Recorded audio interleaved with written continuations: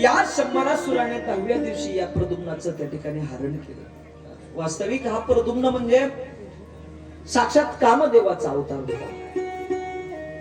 ज्यावेळेला जगाच्या कल्याणासाठी सर्व देवतांनी मिळून कामदेवाला भगवान शंकराच्या समोर केलं. सती माता गेल्याच्या नंतर त्या ठिकाणी भगवान परमात्मा समाधीमध्ये बसलेले आहेत. समाधीमधून उठवण्यासाठी कामदेवाचा आश्रय घ्यावा लागला सर्वांना. कामदेवाला जसं पुढं केलं, कामदेवानं भगवान शंकराची त्या ठिकाणी साधना भंग केली. पण भगवान शंकराला एवढा राग आला, आपल्या तिसऱ्या नेत्रामधून या कामदेवाला भगवान शंकराने जाळून टाकले. या कामदेवाची पत्नी होती रती नावाची. ही रती ज्यावेळेला भगवान शंकराकडे आली, देवा जगाच्या कल्याणाकरता सर्व देवतांनी मिळून माझ्या मालकाला पुढं केलं आणि तुम्ही माझ्या मालकाला या ठिकाणी भस्म केलं. याच्यामध्ये माझ्या मालकाचा गुन्हा काय करा देवा, माझे मालक मला परत हवे आहे. असं म्हटल्याच्या नंतर भगवान शंकराने सांगितलं, ऐक रती, तुझा मालक तुझा पती तुला या अवतारामध्ये आता प्राप्त होणार नाही. पुढं भगवान परमात्मा कृष्ण रूपाने द्वापर युगामध्ये अवतार धारण करणार आहे आणि या अवतारामध्ये तुझा जो पती आहे तो प्रद्युम्नाच्या रूपाने अवतार धारण करेल. आणि ज्या वेळेला नारदजी तुमची ओळख करून देतील, पुढं तुमचा नारदजी विवाह लावून देतील आणि मग तोच कामदेव या ठिकाणी भगवान कृष्ण परमात्म्याच्या घरी अवताराला आले. प्रसंग असा घडला, 10व्या दिवशी ज्या वेळेला शंभरासुराने त्या ठिकाणी या प्रद्युम्नाचं हरण केलं, आकाश मार्ग घेऊन निघत जात असताना नारदांनी त्या ठिकाणी अडवलं. अहो शंभरासुर महाराज कुठे घेऊन निघाला बाळाला? अहो नारदजी, याच्या हातून माझा वध आहे, माझं मरण याच्या हातून गेलेलं आहे, त्याच्यामुळे मी याला आता जिवंत ठेवणार नाही. नारदांनी सांगितलं, ऐका, याला जर मारायचंच असेल तर एक काम करा, घरी घेऊन तिथं नेऊन मारण्यापेक्षा आकाश मार्गाने जात असताना या समुद्रामध्ये याला सोडून द्या म्हटले. जलचर प्राणी या ठिकाणी याला खाऊन टाकतील. नारदाची युक्ती पटली आणि त्या शंभरासुराने त्या बाळाला पाण्यामध्ये फेकलं. पण दैव योगाने एक मासोळी श्वास घेण्यासाठी समुद्रामध्ये त्या ठिकाणी वरच्या बाजूला आलेली होती. तोंड उघडल्याबरोबर हा प्रद्युम्न तिच्या मुखामध्ये पडला. तो मासा काही लोकांनी पकडला आणि ज्या वेळेला विचार केला त्यांनी, हा मासा आपल्या राजाला त्या ठिकाणी भेट म्हणून द्यावा. आणि तोच मासा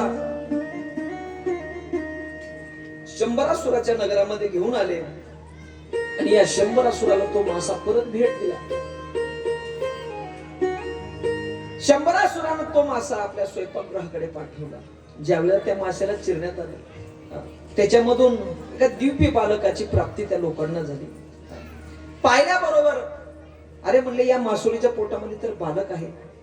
आणि मग ते बालक घेऊन त्या मायावतीच्या जवळ ते बालक त्यांनी सांभाळण्यासाठी केले. ही जी मायावती होती ती कामदेवाची पत्नी जी रती होती, त्या रतीचा अवतार म्हणजे ही मायावती. पुढं अनेक दिवस त्या मायावतीने त्याचा सांभाळ केला. पण नारदजीने ज्या वेळेला फिरत फिरत त्या शंभरासुराच्या नगरामध्ये आले, पाठीमागल्या अवतारामधला सर्व वृत्तांत नारदांनी सांगितला मायावतीला. मायावती, जो बालक तुझ्याजवळ दिसत आहे तो अत्यंत मायावी दिव्य हा बालक आहे. हा दुसरा तिसरा कुणी नसून तुझा पती, की जो भगवान शंकराने त्या ठिकाणी जाळून टाकलेला होता, तो कामदेव म्हणजे या प्रद्युम्नाच्या रूपाने या ठिकाणी आलेला आहे. आणि मग नारदांनी दोघांचा विवाह केला. पुढं शंभरासुराला या प्रद्युम्नाने युद्धासाठी ललकारलं आणि या युद्धामध्ये शंभरासुराचा प्रद्युम्नाने त्या ठिकाणी वध केला. आपली पत्नी मायावतीला घेऊन हा प्रद्युम्न द्वारका नगरीकडे आला. ज्या वेळेला द्वारका नगरीमध्ये प्रवेश केला तोपर्यंत भगवान कृष्ण परमात्म्याचे 16,107 विवाह तोपर्यंत होऊन गेले होते. इथं प्रश्न केला, महाराज देवाचा फक्त काल एक विवाह ऐकला मग 16,107 विवाह नेमके झाले कधी? महाराज म्हणजे ऐका, एक दिवसचा प्रसंग असा होता. एक सत्राजित नावाचा मांडलिक राजा होता त्या नगरामधला. तो भगवान सूर्यनारायणाचा उपासक होता. सूर्यनारायणाने प्रसन्न होऊन त्या सत्राजिताला एक सेमंतक नावाचा मणी दिला. तो सेमंतक मणी दिवसाला 8 भार सुवर्ण त्या ठिकाणी देत असे. एक दिवस पूजा केली आणि तो मणी गळ्यामध्ये परिधान करून तो सत्राजित राजा मुख्य भगवान कृष्ण परमात्म्याच्या द्वारिका नगरीमधील राजमहलामध्ये आला. आल्याबरोबर सर्व जे काही प्रधान होते धावत आले देवाकडे. देवा, आपल्या नगरामध्ये भगवान सूर्यनारायण आपल्याला दर्शन देण्यासाठी आले. तर कारण त्या मण्याचा प्रकाश तेवढा होता. देवानं सांगितलं तो भगवान सूर्यनारायण नाहीत ते, मग तो सत्राजित राजा आहे. आल्यानंतर बसण्यासाठी आसन दिलं. पण काही प्रधानजीने त्या सत्राजिताला विनंती केली, सत्राजिता, हा दिव्य तेज पुण्य जो मणी आहे तो मणी तू भगवान कृष्ण परमात्म्याला दे, जेणेकरून या मण्यापासून जेवढं काही सुवर्ण येईल संपूर्ण राज्याच्या कल्याणासाठी त्याचा वापर होईल. पण त्या सत्राजिताला राग आला. त्यांनी सांगितलं, ऐका, या कारणामुळे मी या ठिकाणी तुमच्या या सभेमध्ये येत नाही. काही दिसलं की लगेच मागतात तुम्ही. आणि मग सत्राजिताने त्या ठिकाणी उठून सत्राजित निघून आला. दैवयोगाने एक दिवस सत्राजिताचा भाऊ प्रसेनजित, तो प्रसेन गळ्यामध्ये मणी परिधान करून त्या ठिकाणी शिकारीसाठी गेला. पण त्या प्रसेनजितावर एका सिंहाने हल्ला केला. त्याच्यामध्ये तो मारला गेला. त्या सिंहानं तो मणी उचलला आपल्या मुखामध्ये आणि आपल्या गुहेकडे निघाला. तेवढ्यामध्ये एका अस्वलाने त्याच्यावर आक्रमण केलं. त्या हल्ल्यामध्ये ते सिंह देखील मरून पडलं. आणि मग त्या अस्वलाने तो मणी हातामध्ये धारण करून आपल्या गुफेमध्ये निघून गेला. इकडं भगवान कृष्ण परमात्म्यावर चोरीचा आळ आला. सत्राजित काही लोकांजवळ बोलत नव्हता, पण पत्नी जवळ सहज बोलला. ऐक, पाठीमागे एक दिवसापूर्वी भगवान कृष्ण परमात्म्याच्या सभेमध्ये मी गेलो होतो आणि त्या सभेमध्ये भगवान कृष्ण परमात्म्याने तो मणी मला मागितला होता. वास्तविक देवानं तो मणी मागितला नव्हता, सेवकांनी मागितला होता. पण सत्राजितानं सांगितलं तो देवानं मला मणी मागितला, मी काही दिला नाही. न जाणू म्हटले, प्रसेनानं तो मणी घेऊन गेलाय. माझ्या भावाचा वध नक्की कृष्ण परमात्म्याने केला का? त्याचं कारण असं की हा जो भगवान कृष्ण परमात्मा लहानपणापासून याला चोऱ्याचा जास्त नाद आहे. नक्की म्हणले मणी सुद्धा कुणी चोरला? कुणी? देवानं चोरला, म्हणजे कृष्णानं चोरला.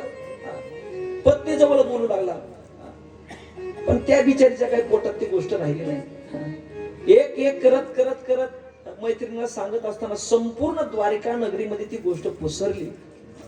रुक्मिणी मातेच्या कानावर ही खबर आल्याबरोबर देवाला विचारलं, देवा, तुम्ही सत्राजिताचा मणी घेतला का? देवानं सांगितलं नाही घेतला. तुमच्यावर चोरीचा आळ आला.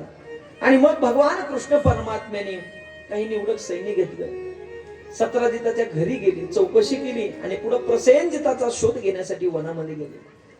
ज्या दिशेने प्रसेन गेला होता त्या दिशेने ज्यावेळेला मार्ग परिक्रमण केलं, एक ठिकाणी प्रसेन मरून पडलेला दिसला, पण मणी काय आजूबाजूला दिसलं नाही. शेवटी सिंहाच्या पायाचे ठसे दिसले. त्याचा मागोवा घेतला. पुढे जसं मार्ग परिक्रमण करत करत भगवान परमात्मा पुढे निघाले तर एक ठिकाणी सिंहही मरून पडलेला दिसला. ज्यावेळेला भगवान परमात्मा आजूबाजूला पाहू लागले तर जवळच अस्वलाच्या पायाचे ठसे त्या ठिकाणी उमटलेले दिसले. देवाने त्याचा मागोवा घेतला आणि ज्या गुफेमध्ये तो अस्वल राहत होता तिथपर्यंत आले. गुफेमध्ये प्रवेश करण्याच्या अगोदर सेवकांना सांगितलंय का, तुम्ही इथं थांबा, 12 दिवस माझी वाट पहा. जर 12 दिवसापर्यंत मी जर परत नाही आलो तर तुम्ही द्वारकेला निघून जा. मान्य केलं आणि भगवान कृष्ण परमात्मा एकटेच आतमध्ये गेले. जसा भगवान परमात्मा एकटा आतमध्ये गेला त्या गुहेमध्ये त्या अस्वलाने तो मणी आपल्या मुलांना खेळण्यासाठी दिला होता. त्या मण्यासोबत खेळत असताना ज्यावेळेला भगवान परमात्म्याचं दर्शन त्यांना झालं, पाहिलं कुणीतरी पुरुष आपल्या या गुफेमध्ये आलाय, मोठ्यानं ओरडायला लागलेले इकडं. तेवढ्यामध्ये तो अस्वल धावून आला आणि भगवान परमात्म्याच्या अंगावर पडला. दोघांमध्ये युद्ध चालू झालं. 1 2 3 दिवस झाले, 10 दिवस झाले, 12 दिवस झाले. सेवकाने विचार केला की देवाने आपल्याला 12 दिवस थांबायला सांगितलं. 12 दिवस होऊन गेले. चला म्हणले आता द्वारकेकडं. सर्व सेवक निघून आले. पण भगवान परमात्मा आणि त्या अस्वलाचं युद्ध 1 2 3 दिवस नाही, 27 दिवसापर्यंत युद्ध चालू होतं. 28वा दिवस उजळला आणि जसा 28वा दिवस उजळला त्या वेळेला मात्र भगवान कृष्ण परमात्म्याने या अस्वलाला उचलून खाली जमिनीवर आपटलं. छातीवर भगवान परमात्मा बसला आणि मुष्टीचा प्रहार करण्या तेवढ्यामध्ये त्या अस्वलाने हात जोडले. देवा क्षमा करा म्हटले. थांबा देवा, थांबा थांबा. काय झालं? आता मला कळलं तुम्ही कोण आहेत ते. कारण हे जो अस्वल होतं मला, ते रामायणामधील जांबवंत काका होते. रावणासोबत महायुद्ध झाल्याच्या नंतर, सर्व युद्ध झाल्याच्या नंतर भगवान परमात्म्याने प्रत्येक सेवकाला काही ना काहीतरी भेट वस्तू दिल्या. शेवटी जांबवंत काकाची बारी आली आणि जशी बारी आली तशी काकाला विचारलं, काका तुम्हाला काय देऊ म्हटले. जांबवंत काकाने सांगितलं, देवा मला तर सर्व काही भरपूर आहे, मला काही कशाचीच अपेक्षा नाही, पण देवा ऐका, एवढ्या युद्धामध्ये माझ्या ताकदीचा योद्धा फक्त एक होता. कोण? रावण. तो एकच योद्धा होता आणि तो एक योद्धा होता. त्या योद्ध्याला देवा तुम्ही मारलं. कुणी मारलं? तुम्ही मारलं. मग माझी युद्धाची अपेक्षा तशीच अपूर्ण राहिली.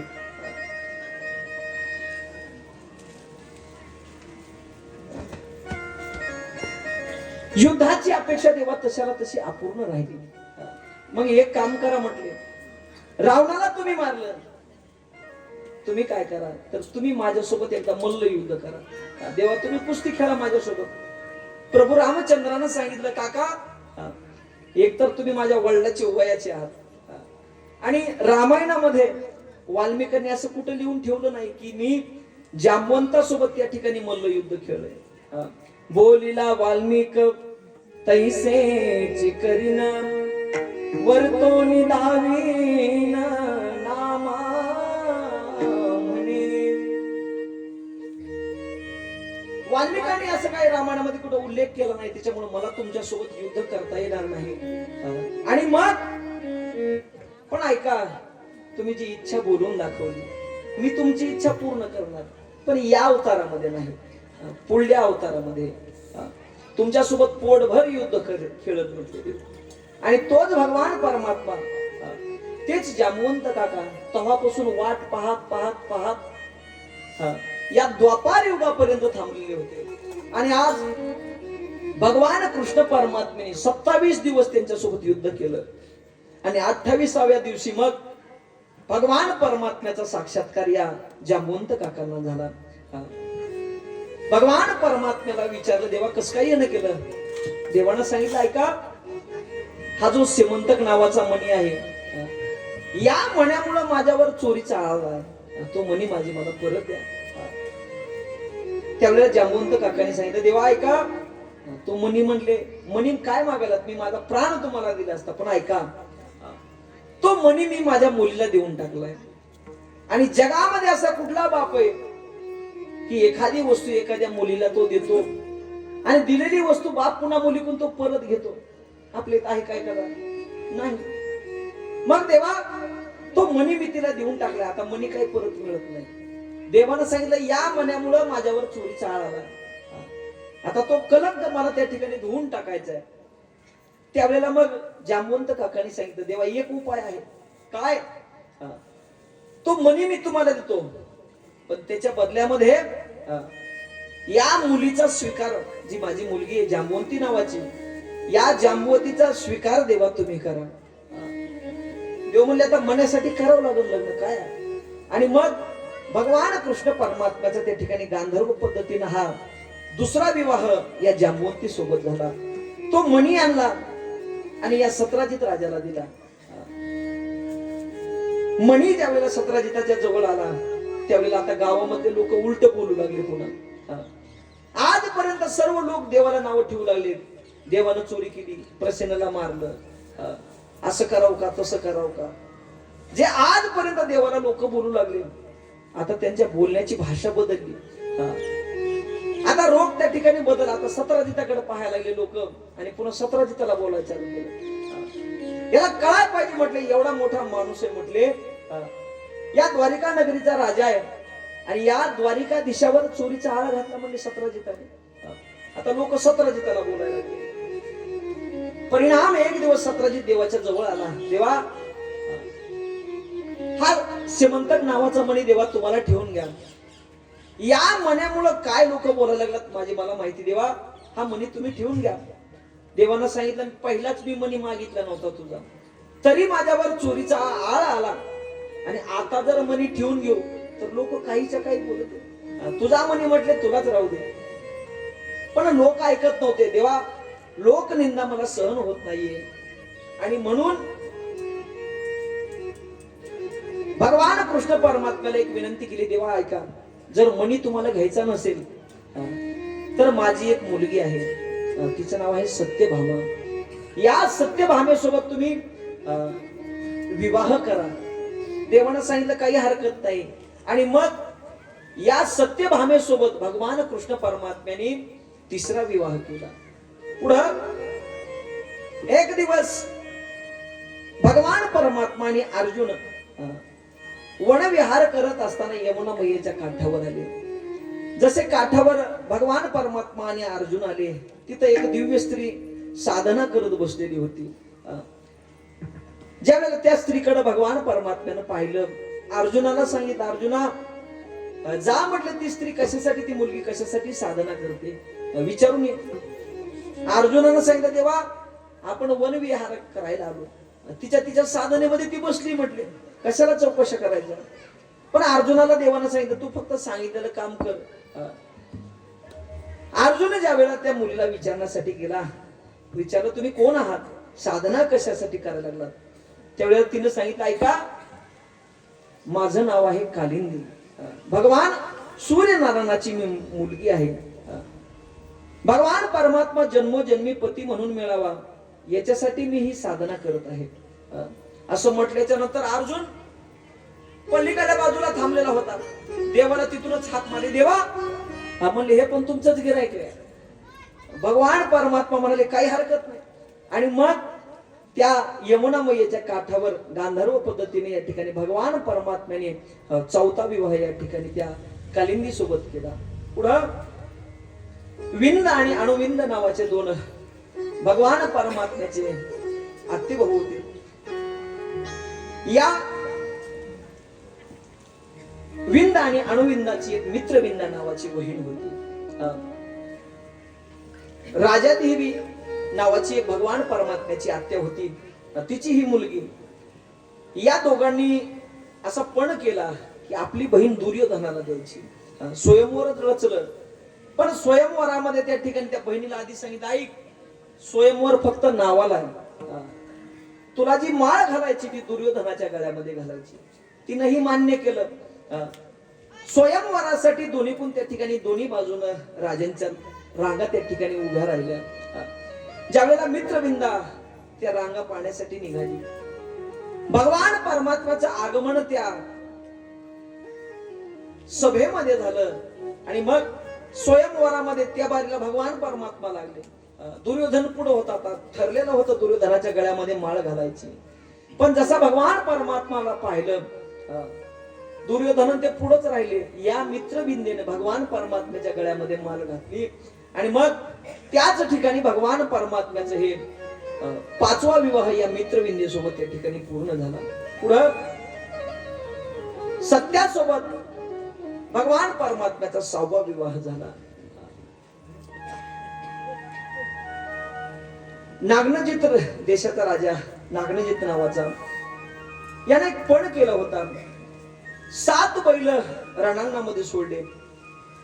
जो कोणी पुरुष या 7 बैलांना एकच वेळेला व्यसन घालेल त्या पुरुषाला, त्या राजाला माझी मी मुलगी त्या ठिकाणी देणार. आणि मग त्या राजसभेमध्ये स्वयंवरामध्ये भगवान परमात्म्याने भाग घेतला. त्या 7ही बैलांना भगवान परमात्म्याने 7 स्वरूप धारण केले आणि एकाच वेळेला त्या ठिकाणी व्यसन घातले. हा स्वयंवराचा जो पराक्रम होता तो भगवान परमात्म्याने पूर्ण केल्याबरोबर या सत्यासोबत भगवान कृष्ण परमात्म्याचा 6वा विवाह झाला. पुढं 7वा विवाह भद्रासोबत झाला.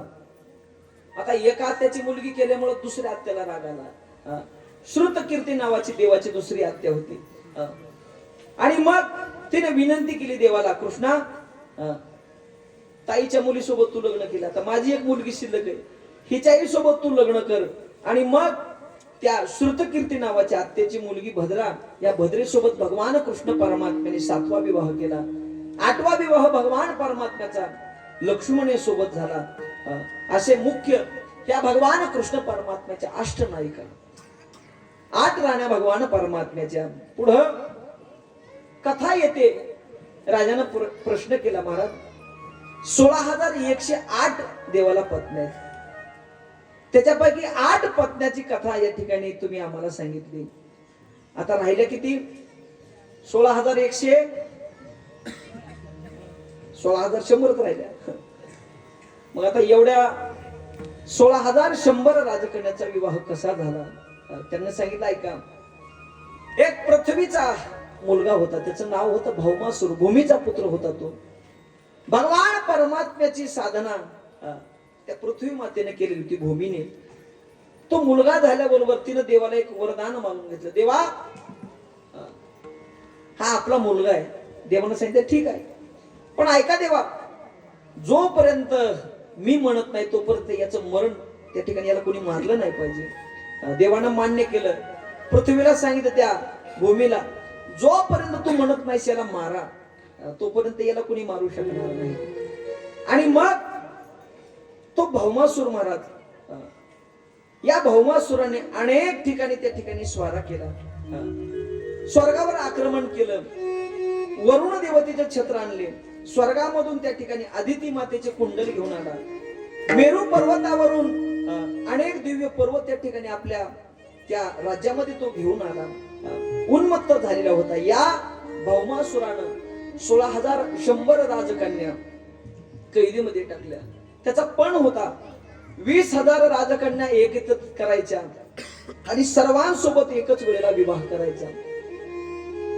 पण प्रसंग असा घडला की या राजकैदेमध्ये अनेक राजे होते, अनेक राजकन्या होत्या. आणि मग त्यांनी एक पत्र लिहिलं भगवान परमात्म्याला, देवा, या दुष्टानं अनेक दिवसापासून आम्हाला कैद करून ठेवलंय, कृपा करा आणि या भौमासुराच्या कैदेमधून आमची मुक्तता करा. भगवान परमात्म्याने ते पत्र वाचलं आणि मग भगवान परमात्मा त्या भौमासुरासोबत युद्ध करण्यासाठी निघाले. जसा भगवान परमात्मा युद्धासाठी निघाला तेवढ्यामध्ये सत्यभामा पुढे आली, जरा लाडकी होती. देवा, मलाही म्हणले तुमच्यासोबत युद्ध पाहायला यायचे. कशाला? युद्ध पाहायला. देवानं सांगितलं, बाई ऐक, मी युद्ध खेळायला जायलो, मी काही खंडोबाच्या जत्राला जाय नाही, मला युद्ध करायचंय तिथं. तिथं काही जत्रा वगैरे नाही. पण देवा, काही असो, आजपर्यंत युद्ध मी काही माझ्या डोळ्याने पाहिलेलं नाही, मला युद्ध पाहायचं आहे असं म्हटल्याच्या नंतर भगवान परमात्मा म्हणाले, काही हरकत नाही. आणि सत्यभामेला मग पुढचं भविष्य त्या ठिकाणी पाहून भगवान परमात्म्याने सत्यभामेला सोबत घेतलं. त्या भौमासुराचं जे नगर होतं महाराज, अनेक खंदक त्या नगराला त्या ठिकाणी खांदलेले होते. काही खंदकामध्ये त्या ठिकाणी विस्तव होता, काही खंदकामध्ये त्या ठिकाणी हिंस्र प्राणी सोडलेले होते. अनेक तऱ्हातऱ्हाचे खंदक त्या राज्याचं रक्षण करण्यासाठी खांदलेले होते. एक दैत्य होता, त्या दैत्याचं नाव होतं मूर नावाचं दैत्य. तो मूर नावाचा दैत्य संपूर्ण नगराचं रक्षण करायचं. भगवान परमात्मा जसं त्या भौमासुराच्या नगरामध्ये आले, समोर मूर दैत्य होता आणि मग भगवान परमात्म्याने या मूर दैत्याचे युद्ध झालं. या युद्धामध्ये भगवान कृष्ण परमात्म्याने त्या दैत्याचा वध केला. जसा मूर दैत्य मारला तसं त्या ठिकाणी देवाला एक नाव पडलं, मुरारी. बोलिये मुरारी भगवान की जय. मूर नावाच्या दैत्याला मारल्याबरोबर पुढे भगवान परमात्मा आणि या भौमासुरामध्ये घनघोर युद्ध झालं.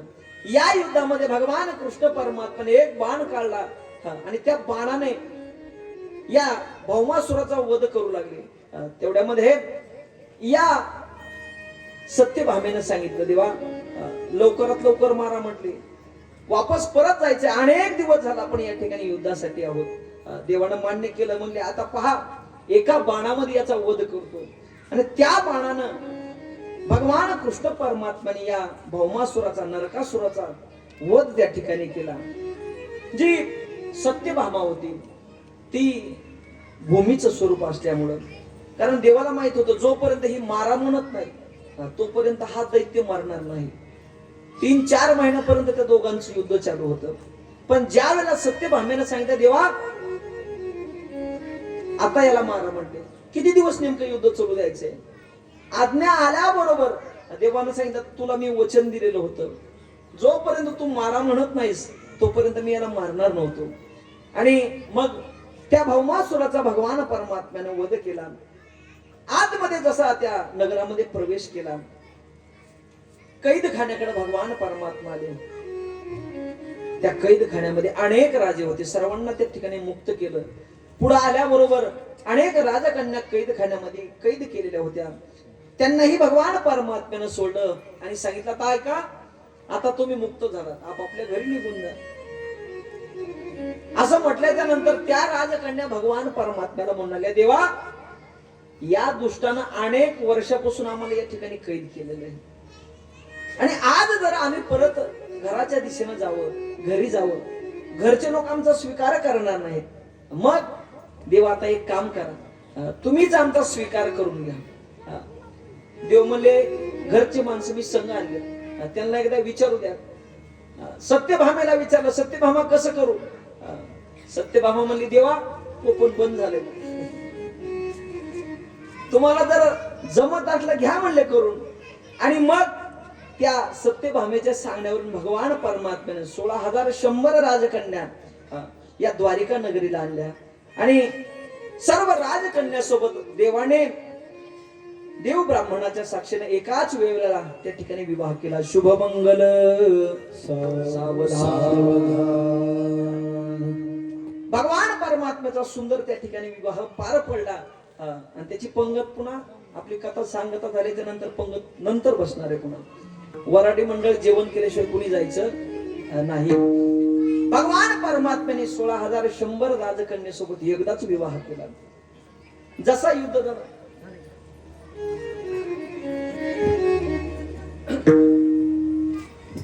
16,100 राजकन्येसोबत देवानं जसा विवाह केला, देवानं विचार केला, आता रोजच भांडणे वाजण्यापेक्षा प्रत्येकीला एक एक महाल देवानं त्या द्वारिका नगरीमध्ये बांधला. 16,108 महल बांधले. सर्वांचं जसं तसं महाराज प्रत्येकीचा महल 16,108 च्या 108 महल एकसारखे बांधले. कुणाचीच नाराजी नको. भगवान परमात्म्याचा प्रपंच चालू झाला आणि मग प्रपंचामध्ये 10 मुलं आणि 1 मुलगी असा भगवान परमात्म्याचा विस्तीर्ण त्या ठिकाणी प्रपंच वाढला.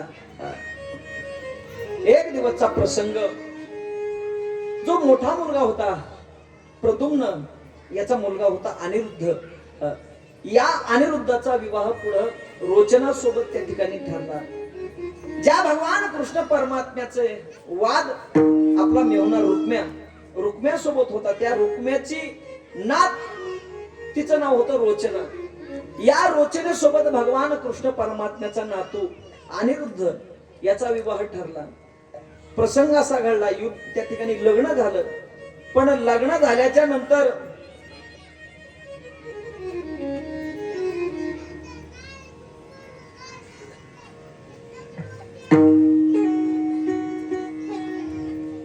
बलराम दादा आणि हा रुक्मी सोंगट्या खेळत बसले होते एका जागेवर.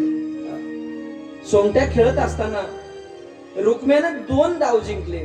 बलराम दादानं ते मान्य केलं, पण तिसरा जो डाव होता तो बलराम दादाने जिंकला, पण रुक्म्या मान्य करायला तयार नव्हता. शेवटी बोलत बोलत त्याचं रूपांतर शिव्यामध्ये झालं, त्याचं रूपांतर भांडणामध्ये झालं. मग बोलत असताना त्या रुक्म्यानं बलराम दादाला सांगितलं, अरे बलरामा, तुम्ही लबाड लोक आहात, लहानपणापासून चोऱ्या माऱ्या करीत आलात, आणि डाव मी जरी जिंकला तरी त्या ठिकाणी तू म्हणा लागलास मी जिंकला मी जिंकला. त्यावेळेला आकाशवाणी झाली, पण रुक्म्या ऐकायला तयार नव्हता. शेवटी बलरामाला राग आला, जवळ मुसळ होत, ते मुसळ उचलून रुक्म्याच्या डोक्यामध्ये मारलं. त्या मुसळाच्या प्रहाराने रुक्म्या त्या ठिकाणी गतप्राण झाला. आवाज कशाचा झाला त्याच्यामुळे इकडून रुक्मिणी धावत आली, इकडून भगवान कृष्ण परमात्मा धावत आले. पाहिलं तर रक्ताच्या थारोळ्यामध्ये तो रुक्म्या पडलेला आहे. पाहिल्याबरोबर रुक्मी भगवान परमात्म्याला बोलू लागली, देवा तुमच्या भावानं माझ्या भावाला मारलं, बोला यांना काहीतरी. त्याला बलराम दादा बोलू लागले, कृष्णा हा खोटं बोलू लागला त्याच्यामुळे मी याला मारलं, निंदा करू लागला याच्यामुळे मी याला मारलं. आता दोघं आपापली बाजू मांडू लागले. भगवान परमात्मा एक ठिकाणी नुसतं उभा राहून ऐकू लागले. कारण का, एका बाजूला होती कोण, रुक्मिणी पत्नी आहे, आणि एका बाजूला शेषनारायण मोठा भाऊ आहे. आता सांगा, आताचा एखादा जर कृष्ण असता, बाजू कुणाची घेतली असती? बायकोची. ना लगेच पटली, बाजू बायकोची घेतली असती. पण देवाला माहित होतं बलराम दादा शेषाचा अवतार आहे, यांना काही बोलायचं जमायचं नाही, आणि इकडे ही लक्ष्मी पत्नी, हिलाही बोलायचं जमायचं नाही. मग भगवान परमात्मा तटस्थ राहिले. दोघांनी बडबड केली केली केली, पण भगवान परमात्म्याने त्याला काही उत्तर दिलं नाही. आणि मग भगवान परमात्मा तिथून निघून गेले. एक दिवस सर्व मुलांना घेऊन भगवान परमात्मा वनामध्ये विहार करण्यासाठी गेले. मुलं खेळत होते. खेळत असताना प्रत्येक मुलाला भगवान परमात्मा सांगायचे, बाबांनो ऐका, बाकीच्या सर्व गोष्टी मी सहन करेल, पण संत महात्म्यांचा अवमान माझ्या जीवनामध्ये मी कधी सहन करत नाही. प्रत्येक वेळेला भगवान परमात्म्याचा उपदेश असायचा मुलांना, नातवंडांना. आणि खेळत असताना मग प्रसंग असा आला, चेंडू खेळत असताना तो चेंडू एका विहिरीमध्ये जाऊन पडला. जसा विहिरीमध्ये तो चेंडू पडला, सर्व मुलं धावत त्या विहिरीकडे गेली. अनेक दिवसापासून ती पडीक पडलेली विहीर, पाणी नव्हतं तिला. पण जसं आतमध्ये पाहिलं तर भला मोठा एक सरड्या त्यांना दिसला. देवाकडे धावत आले, देवा अहो त्या विहिरीमध्ये आजपर्यंत कधीच न पाहिलेला एवढा सरड्या म्हणले मोठा. भगवान परमात्मा कुतूहलाने त्या ठिकाणी पाहण्यासाठी त्या विहिरीकडे आले. जसं विहिरीकडे भगवान परमात्मा आले, पाहिलं तर विशाल देह धारण केलेला सरड्या दिसला. भगवान परमात्मा पुढे झाले आणि त्या सरड्याला बाहेर काढण्यासाठी हात दिला. हाताचा स्पर्श झाल्याबरोबर तो मूळ स्वरूपामध्ये त्या ठिकाणी दिव्य तेजपुंज शरीर धारण केलं आणि तो राजा बाहेर आला. आल्याबरोबर भगवान कृष्ण परमात्म्याला त्याने नमस्कार केला. देवाला विचारलं, भगवान परमात्मा विचारलं, अरे तू कोण आहेस? या विहिरीमध्ये सरडा होऊन कस काय पडला? त्यावेळेला त्यानं हात जोडले, सांगितलं, महाराज मी इक्ष्वाकू राजाचा मुलगा नृग राजा आहे. रामायणामध्ये आपण कथा ऐकतात, मी नृग राजा आहे. मग या विहिरीमध्ये सरडा होऊन कस काय पडला? तेव्हा त्याचं कारण आहे का? पाठीमाग अनेक कल्पाच्या पूर्वी मी नृग राजाच्या देहामध्ये होतो. आयुष्यभर मी एवढं दान पुण्य केलं की त्याची गणना माझी मलाच नाही. रोज सकाळी स्नान झाल्याबरोबर देवपूजा करायची. देवपूजा झाल्याच्या बरोबर हजारो गायी त्या ठिकाणी सुवर्णाने मडवायच्या आणि त्या गरजू व्यक्तींना त्या ठिकाणी दान करायच्या. किती गायीचं दान केलं याची गणना माझ्या जीवनामध्ये राहिली नाही. पण एक दिवस ऐका देवा, एक गाय एका ब्राह्मणाला मी दिलेली होती. तो ब्राह्मण ती गाय घेऊन घरी गेला, पण रात्रीच्या समयाला ती गाय त्या ठिकाणी गोठ्यामधून सुटली आणि माझ्या गोठ्यामध्ये येऊन थांबली. सकाळच्या प्रहरामध्ये ज्या वेळेला तो ब्राह्मण त्या ठिकाणी गाय पाहण्यासाठी उठला तर गाय काय गोठ्यामध्ये नव्हती. पण सकाळी स्नान झालं, नित्य नियमाप्रमाणे ज्यावेळेला मी गायीचं दान करू लागलो त्यावेळेला दुसऱ्या दिवशी तीच गाय पुन्हा मी एका दुसऱ्या ब्राह्मणाला दान दिली. दैव योगाने तो ब्राह्मण गाय हुडकत हुडकत घरून निघाला माझ्या राज्याकडे. ज्या ब्राह्मणाला मी गाय दिली हा ब्राह्मण ही गाय घेऊन पुन्हा त्या मार्गाने जाऊ लागला. जात असताना ज्या वेळेला पाहिलं त्या ब्राह्मणानं ओळखलं की काल राजाने ही गाय मला दिली आणि आज हा ब्राह्मण या ठिकाणी गाय घेऊन निघालेला आहे. थांबवलं. महाराज ऐका, ब्राह्मण ही गाय माझी आहे. त्या ब्राह्मणानं सांगितलं बाबा ऐक, आज राजानं मला ही गाय दान दिलेली आहे. तुझी गाय मला काही माहित नाही पण राजानं मला ही आज दान दिलेली आहे. त्यावेळेला त्यानं सांगितलं काल ही मला दान दिलेली होती त्याच्यामुळे माझी गाय माझी मला परत करा. दोघांचं बोलण्याचं रूपांतर भांडणामध्ये झालं पण कुणीच कुणाला ऐकणं झालं. शेवटी हे भांडण नृगराजाकडे आलं. जसं नृगराजाच्या जवळ हे भांडण आलं राजानं दोघांना समजवण्याचा प्रयत्न केला पण कुणीच ऐकणं झालं. देवाला सांगितलं देवा या एका गायीच्या बदल्यामध्ये तुम्हाला मी 1000 गायी देतो पण एवढी गाय या ब्राह्मणाला देऊ द्या. त्यानं सांगितलं राजा ऐक, मला 1000 गायीची गरज नाही, मला एकच गायीची गरज आहे, ती हीच गाय पाहिजे. दुसऱ्या ब्राह्मणाला सांगितलं देवा तुम्हाला मी 10,000 गायी देतो पण एवढी एक गाय सोडा. देवा राजन मला पूजेसाठी फक्त एक गाय पाहिजे आणि ती गाय तू मला दान म्हणून दिलीस. या गायीच्या व्यतिरिक्त मला दुसरी गाय कुठलीच नव्हती. कुठलाच ब्राह्मण त्या ठिकाणी ऐकणं झालं. शेवटी अनेक वेळेला प्रयत्न करून सांगितलं पण यश काय राजाला आलं नाही. शेवटी राग आला. किती वेळेला सांगावं नेमकं. मग सांगून सांगून थकल्याच्या नंतर नृग राजा मोठ्यानं बोलला, ओ ब्राह्मण काय माझी गाय करायला लागलात म्हणले. दान कुणी दिलंय? कुणी दिलंय दान? मी दिलंय. आणि तुम्ही उठलात की म्हणाल की कुणाची गाय? माझी गाय. हे उठले म्हणायला लागलेत गाय माझी. ऐका, दान कुणी दिलंय? मी दिलंय. हे शब्द ज्या वेळेला त्या राजाच्या कानावर पडले ब्राह्मणांच्या, त्या ब्राह्मणाने त्या ठिकाणी राजाला शाप दिला. राजा एक तर दान दिलंस, आमच्या दोघांचं भांडण तुला मिटवता आलं नाही, न्याय करता आला नाही आणि नुसती सरड्यासारखी मान हलवायला लागला. म्हटले जा म्हटले पुढे अनेक जन्मापर्यंत सरड्या होऊन पडशील. शाप देऊन टाकला. शाप दिल्याच्या बरोबर महाराज पण माझी चुकी काय सांगा. राजा शांततेमध्ये बोलू लागला. तुम्हाला शांततेमध्ये विचारू लागलो एका गायीच्या बदल्यामध्ये याच्यात पर्याय काय करायचा. मग दोन्ही ब्राह्मण शांत झाले, विचार केला. म्हटले खरंय राजाचं पण. राजा ऐक, जन्मामध्ये तू पुण्य खूप केलेलं आहेस. या पुण्याच्या बळावर एक ना एक दिवस तुझ्या उद्धारासाठी भगवान परमात्मा अवतार धारण करतील आणि देवाच्या स्पर्शाने तुझा उद्धार होईल. आणि मग तोच नृग राजा या ठिकाणी ज्यावेळेला भगवान कृष्ण परमात्म्याच्या हाताचा स्पर्श झाला, पुन्हा मानव रूपामध्ये आला, देवाचं दर्शन केलं आणि पुन्हा आपल्या मार्गाने स्वर्गामध्ये निघून गेला. आता ऐका, त्या कथेचा भाव सांगत असताना, दानाचं महात्म्य सांगत असताना सांगितलं माणसाच्या जीवनामध्ये जर दान देता आलं तर माणसानं द्यावं. काय लक्ष आहे ना. आपली जर परिस्थिती असली दान देण्याची तर माणसानं दान द्यावं. नसता घरचे माणसं उपाशी मारले तर लोकाला पंक्ती घालायला लागला, याचा दोष लागतो. आधी घरच्या माणसांचं नियोजन लावायचं आणि पुन्हा राहिलेल्या याच्यामध्ये दान धर्म त्या ठिकाणी करायचा.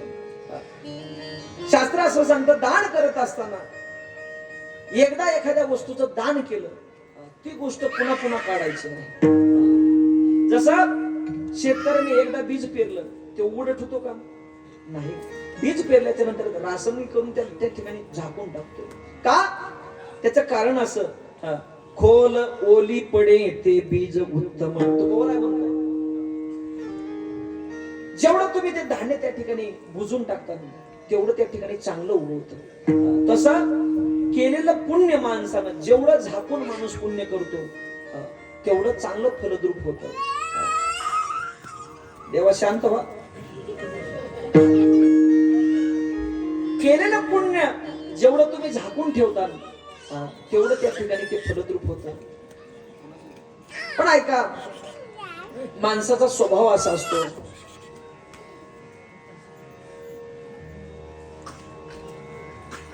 माणसं पुण्य करतात थोडं. इकडे लक्ष द्या. काय माणसं जीवनामध्ये पुण्य करतात थोडं आणि सांगतात बकळ. पंगत एकदाच घालायची वर्षातून, पण 4 महिने माणसं दिसले की मी पंगत केली, मी पंगत केली, मी पंगत केली. तू पंगत करू नको पण सांगू नको. माणसं दिसले तरी लांबूनच पळत येत माणसं. का सांगतात बघा, म्हणजे पंक्तीचा पाहिजे. केलेलं दान त्या ठिकाणी महाराज झाकून ठेवावं, केलेलं पुण्य माणसानं झाकून ठेवावं. माणसं केलेलं थोडं पुण्य करतात, सांगत आहेत बकळ. पाप बकळ करतात, पण सांगत आहे का कोणी? आहे का एखादं तरी? माणसं केलेलं पाप झाकून ठेवतात आणि पुण्य उघड करतात. पण शास्त्र असं सांगतं, पुण्य झाकून ठेवावं आणि पाप उघड करावं. पण याच्या विपरीत माणसं सर्व वागतात. परिणाम ऐका, जसं पुण्य झाकून ठेवल्याच्या बरोबर त्याचं फळ चांगलं लागतं. पाप झाकून ठेवलं ते दबून दबून दबून एकदाच कुठंतरी एकदाच निघत आहे कोणीतरी. पुन्हा म्हणतात माणसं कसं झालं ते काही कळालं नाही ते बाबा ते झाकून ठेवलेलं होतं. हा पापाचा परिणाम. इथं राजानं जे पुण्य केलं त्या ब्राह्मणाला फक्त काय म्हटलं? दान दिलंय. कोणी दिलंय? मी दिलंय. आणि तुम्ही विनाकारण भांडाला. त्याच्यामुळं अनेक वर्षापर्यंत, अनेक जन्मापर्यंत त्याला त्या विहिरीमध्ये सरडा होऊन पडावं लागलं. चला पुढे भगवान परमात्म्याने पोंडरकाचा वध केलाय, काशीराजाचा वध केलाय. त्यानंतर एक दिवसचा प्रसंग नारदजीच्या मनामध्ये आले, देवाचा संसार कसा चालायला लागलाय पाहावं. आणि म्हणून नारदजी फिरत फिरत फिरत फिरत द्वारकेला आले. जसं द्वारकेमध्ये आगमन झालं, प्रत्येक घरी जावं आणि भगवान परमात्म्याचे त्या ठिकाणी दिनचर्या पाहावी. काही ठिकाणी भगवान परमात्मा उठलेले होते, काही ठिकाणी भगवान परमात्मा स्नान करू लागले, काही ठिकाणी देवपूजन चालू आहे, काही ठिकाणी भगवान परमात्मा मुलांसोबत नातवांसोबत खेळत आहेत, काही ठिकाणी भगवान परमात्मा उपदेश करत आहेत.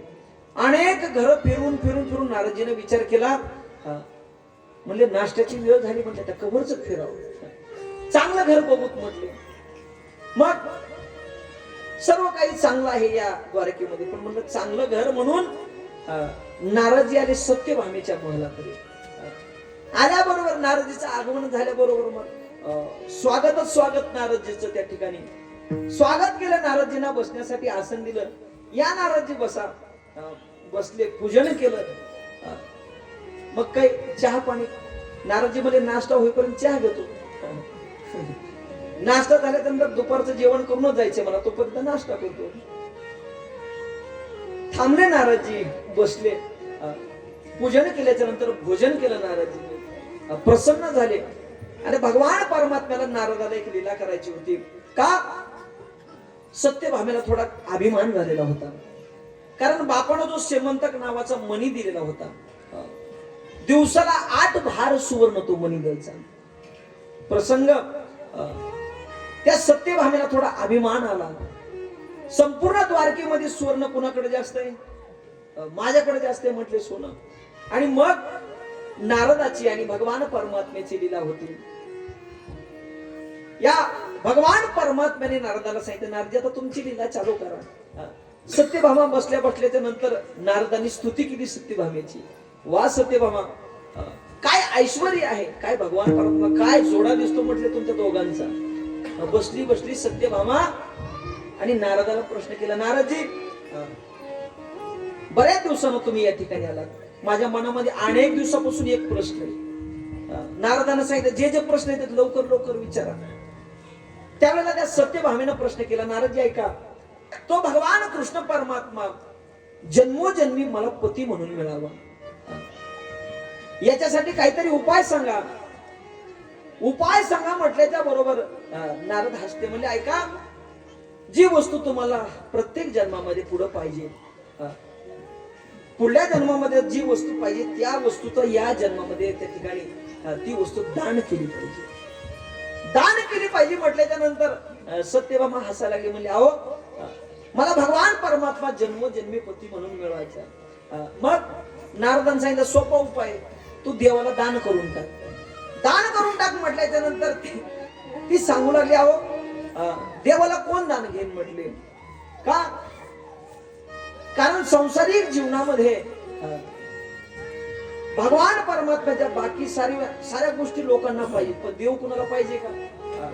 आपण देवाची पूजा अर्चा करतो कशासाठी? कशासाठी पूजा करतो? त्या ठिकाणी घरामध्ये सुख समृद्धी लाभावी, धन धान्यानं घर भरून जावं, बरोबर आहे? याच्यासाठीच आपण पूजा करतो का विनाकारण करतात देवाची पूजा? काहीतरी देवाकडून आपल्याला प्राप्त व्हावं या उद्देशामुळे आपण त्या ठिकाणी देवाची पूजा करतो. विनाकारण कुणी देवाची पूजा करत हो तरी म्हणा करत नाही कुणी. मग नारदजी तो भगवान परमात्मा त्या ठिकाणी देवाला दान कोण घेणार? मी पाठीमाग अनेक वेळेला पाहिलेलं आहे. जगद्गुरु तुकोबारायांनी त्या भगवान परमात्म्याला एकदा टोपल्यात घातलं होतं. टोपल्यात घातलं भगवान परमात्म्याला घेऊन निघाले. जसे माणसं म्हणतात भाजी कोथिंबीर, बरोबर आहे, वांगे कांदे माळवई काय गेल्याच्या नंतर तसं तुकोबारायांनी देवाला टोपल्यात घातलं. पण प्रसंग असा घडला, गलीनं जसे तुकोबाराय निघाले, तुकोबाराय सांगू लागले, देवज्ञा कोणी देवज्ञा कोणी देवज्ञा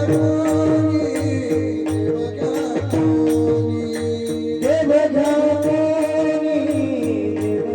देवज्ञा कोणी देवज्ञा कोणी देवज्ञा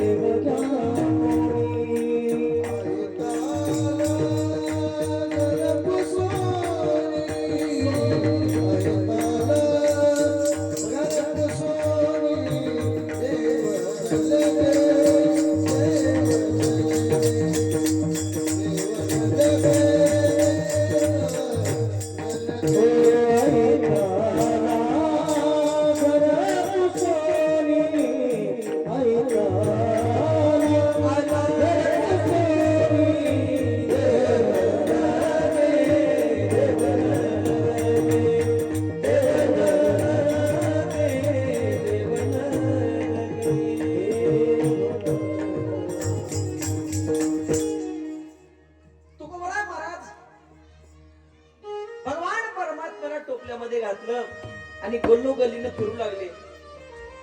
काय घ्या? देव घ्या, देव घ्या, देव घ्या, देव घ्या, देव घ्या कोणी देव घ्या कोणी. आईता आला घर पुसोनी. लोक असे खतरा होते. ते म्हणले महाराज ऐका म्हणले, तुम्ही देव घ्या देव घ्या देव घ्या म्हणा लागलात, पण ऐका, देवन लगे देवन लगे. आम्हाला देवाची गरज नाही. तुकोबाराने विचारलं का गरज नाही? महाराज ऐका, त्या देवाला ठेवण्यासाठी आमच्याकडे जागाच नाही. साठवणीचे रुंडले जागे. मग ज्या अर्थी देवाला ठेवण्यासाठी आमच्याकडे जागाच नाही, मग देवाला घेऊन नेमकं करावं काय? हा भाव त्या लोकांचा ज्यावेळेला तुकोबाराने ऐकला, तसं सत्यभामा नारदाला सांगितली, नारदजी त्या देवाला नेमकं घेणार कोण? नारदजीने सांगितलं जरा द्वारकेमध्ये फिरून ये म्हटलं. चक्कर मारली संपूर्ण द्वारकेमध्ये, पण कुणीच देवाला घेणार नव्हतं. नारदजी माझ्या मनामधली इच्छा अपूर्ण राहते का काय? कारण भगवान परमात्म्याला घेणारा एकही भगवत भक्त या ठिकाणी दिसत नाही. काय करू? त्यावेळेला नारदजीने सांगितलं, ऐक, जर भगवान परमात्म्याला तुला दानच द्यायचं असेल तर मी घेतो म्हटले, मला ते दान. नारदजीला सत्यभामा विचारू लागले, नारदजी अहो तुमच्याकडे जागा आहे का? नारदजी म्हणे चांगला 4 एकरचा आश्रम आहे आपला, तू फक्त दे मला भगवान परमात्मा दान. आणि मग सत्यभामा म्हणली, मी तुम्हाला भगवान परमात्मा दान म्हणून दिला. नारदजी म्हणले असं नाही. मग हात पुढं केला, त्याच्यावर पाणी टाकलं पाणी टाकल्याबरोबर आपल्या उद्धव महाराजांनी लगेच मंत्र म्हणला, संकल्पाचा संकल्प केला आणि पाणी खाली सोडलं. संकल्प करून ज्यावेळेला भगवान परमात्मा नारदांनी घेतला, लगेच नारदजी उठले देवाच्या महलाकडे. त्या लीला चालू झाली. देवा उठा, काय झालं? सत्यभामेनं तुम्हाला मला दान दिलं. आजपासून मी तुमचा मालक आणि तुम्ही माझे सेवक. आजपासून जे काम मी सांगल ते काम तुम्ही ऐकायचे. देवानं सांगितलं, नारदजी आता तुम्ही मालक म्हटल्याच्या नंतर मी सेवक, सर्व काम तुमचे करतो. नारदजी पुढे निघाले. निघाल्याबरोबर भगवान परमात्मा पाठीमाग आहेत. नारदजीने सांगितलं, रिकामाच चालायला लागला देवा, काहीतरी वज घेऊ लाग. भगवान परमात्म्याने नारदाच्या हातामध्ये विणा घ्यायला सुरुवात केली. नारदाने सांगितलं, अरे या विणेमुळे तर तू प्राप्त झालास, ऐक, विणा नाही. मग नारदजी बाजूला सरकले. आपल्या खडावा, आपल्या ज्या चपला होत्या पादुका, त्या बाजूला काढल्या आणि देवाला सांगितलं, देवा उचल म्हणले पादुका. देवानं उचलल्या, खडावा आपल्या छातीजवळ धरल्या. त्यावेळेला नारदाने सांगितलं, देवा छातीजवळ नाही म्हणले, डोक्यावर घे म्हणले. कुठं? डोक्यावर घे. सत्यभामा हे दृश्य पाहिले. अ नारदजी काय चालू आहे? ते म्हणा, तुम्ही शांत बसा. हा भगवान परमात्मा तुम्ही मला दान दिलाय, आता त्या भगवान परमात्म्यावर तुमचा अधिकार नाही, संपूर्ण अधिकार आता मी मालक आहे त्या भगवान परमात्म्याचा. आणि मग भगवान परमात्मा त्या खडावा उचलल्या आणि आपल्या डोक्यावर परिधान केल्या. तुकोबराय म्हणतायत, सत्यभामा दान करी, सत्यभामा दान करी, मुझ नाही अंगीकारी, मुझ नाही अंगीकारी, मुझ नाही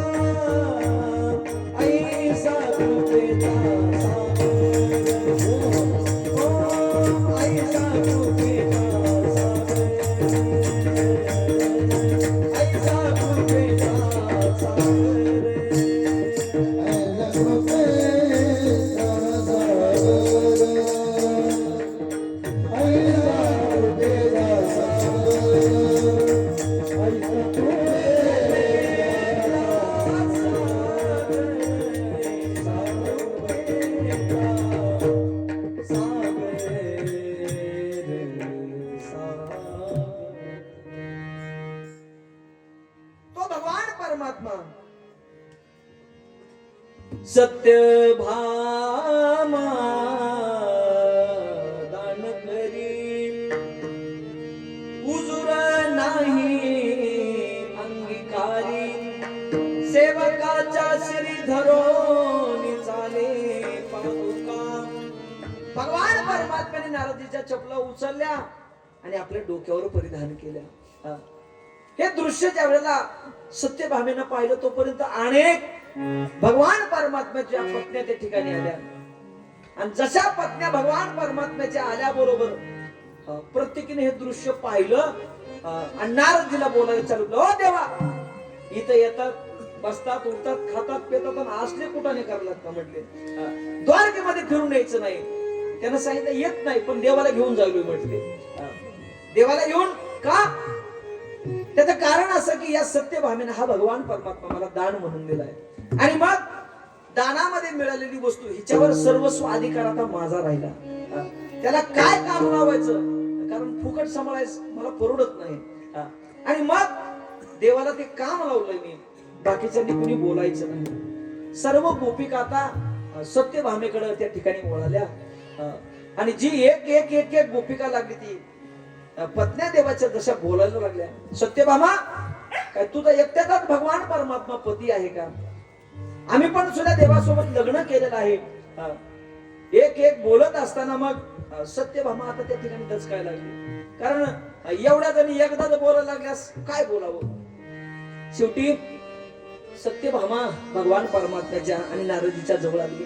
नारदजी, चुकीने तो भगवान परमात्मा मी तुम्हाला दान म्हणून दिलाय. माझा पती, माझा मालक, माझी मला तुम्ही परत द्या. नारदजीने सांगितलं ते शक्य नाही. आता दानामध्ये दिलेली वस्तू परत मागायची नसते. काही करावं, मी माझा प्राण देते, पण भगवान परमात्मा माझी मला परत पाहिजे. नारदजी काय ऐकत नव्हते. शेवटी नारदांनी सांगितलं एक उपाय आहे वा.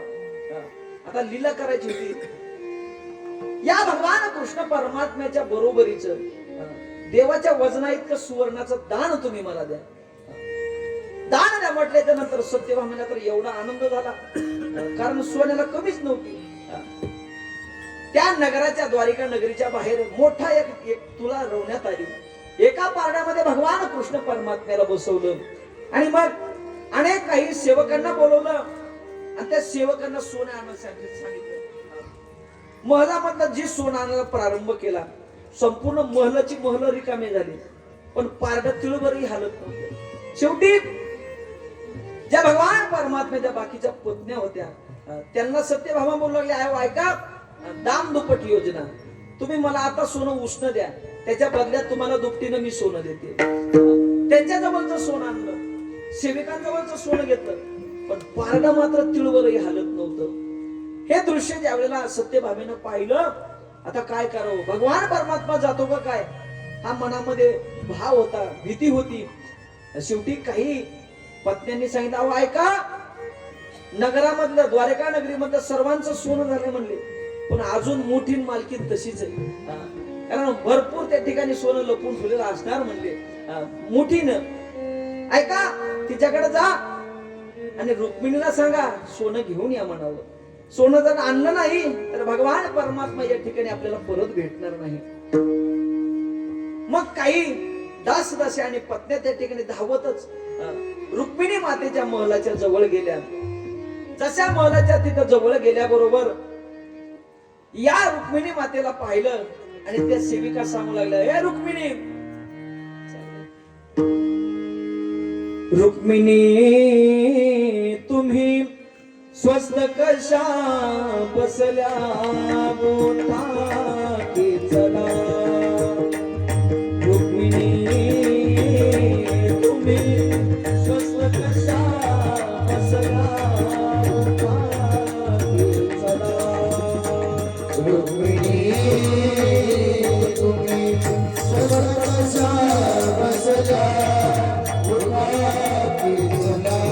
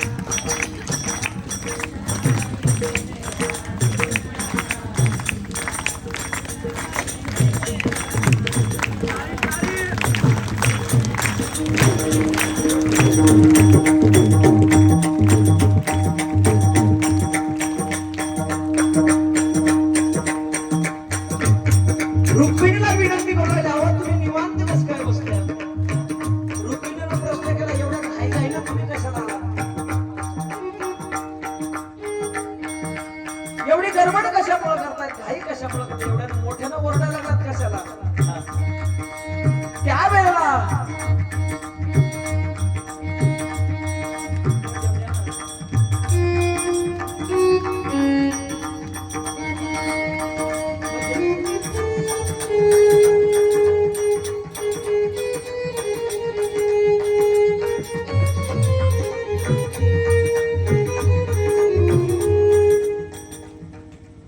पण एक केला बघ्या मिळोनी, पण एक केला बघा मिळोनी, पण एक केला बघ्या मिळोनी, केला अवघा मिळोनी, अरे पण केला शारंग पाणी मोठा खेचला, रुक्मिणी तुम्ही कशा बसल्या मोठा खेचला, रुक्मिणी तुम्ही कशा बसल्या मोठा खेचला, रुक्मिणी तुम्ही स्वस्त कशा बसल्या मोठा खेचला. काय झालं?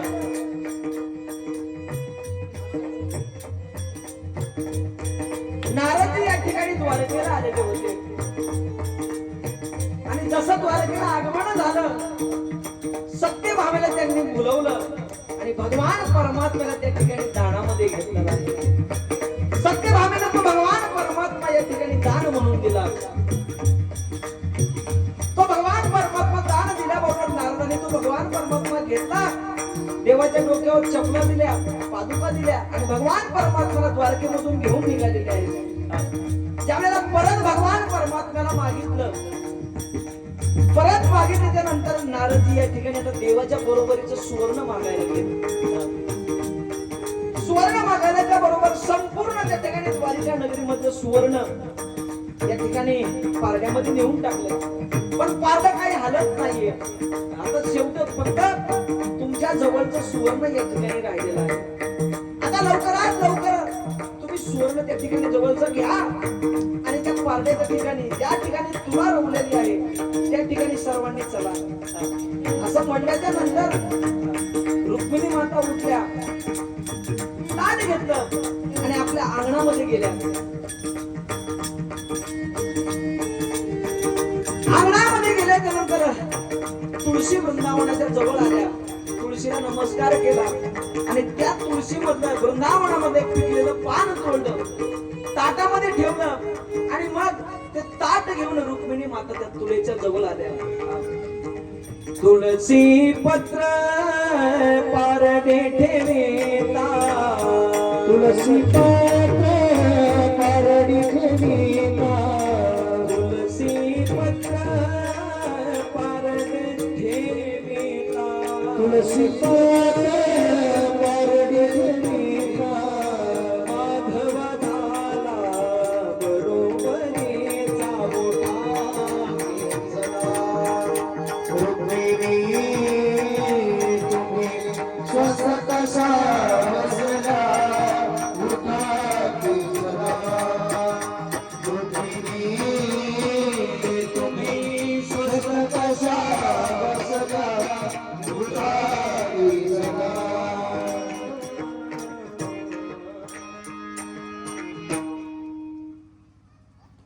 रुक्मिणी माता ज्या वेळेला त्या तुलेच्या जवळ आल्या, ताटामध्ये आलेल्या तुळशीचं पान उचललं, संपूर्ण तुलेमधलं सुवर्ण बाजूला काढलं. महाराज देवाला नमस्कार केला आणि नमस्कार करून ते आणलेलं एक तुळशीचं पान रुक्मिणी मातेने त्या पारड्यामध्ये ठेवलं.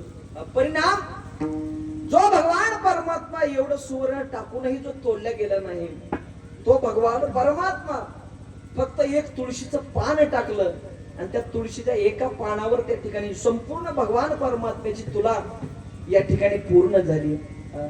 या कथेमधला भाव एवढाच की जो भगवान परमात्मा तुम्ही आपण पाहत आहोत, तो भगवान परमात्मा पैशाने तोडला जात नाही, धनाने तोडला जात नाही. मग देवाला जर तोलायचंच असलं तर मग भक्तीची आमापे मोजितो अनंता इतराने तत्वतान मोजवे इतराने तत्वतान मोजवे भगवान परमात्म्याला ज्या ठिकाणी जर त्याची तुलाच करायची असेल त्याचं मोजमापच करायचं असेल तर भावाच्या बळावर भक्तीच्या बळावरच फक्त भगवान परमात्मा त्या ठिकाणी तोलला जाऊ शकतो. या कथेमध्ये ज्या वेळेला भगवान परमात्म्याची सुटका केली नारदाकडे सत्यभामेनं पाहिलं पुन्हा नारदजी पुन्हा म्हणून घराकडे यायचं नाही आणि असल्या गोष्टी पुन्हा मला सांगायच्या नाही. त्यावेळेला नारदानं सांगितलं सत्यभामे प्रश्न विचारला होतास तू मी फक्त उत्तर दिलं त्याला पर्याय सांगितला मी काय तुला बळद देवाला मागितलं नव्हतं दान आता तू दान म्हणून त्या ठिकाणी दिलास आणि तो भगवान परमात्मा मी दान म्हणून घेतला. पुढं राजसूय यज्ञाची या ठिकाणी कथा आलेली आहे पण एक 10 मिनिटाची विश्रांती घेऊया आणि त्यानंतर राहिलेली कथा आपण पाहूया. गोपाल कृष्ण भगवान श्रीमद भागवत महापुराण जय जय जय श्री राधेश्याम. फक्त 5 मिनिट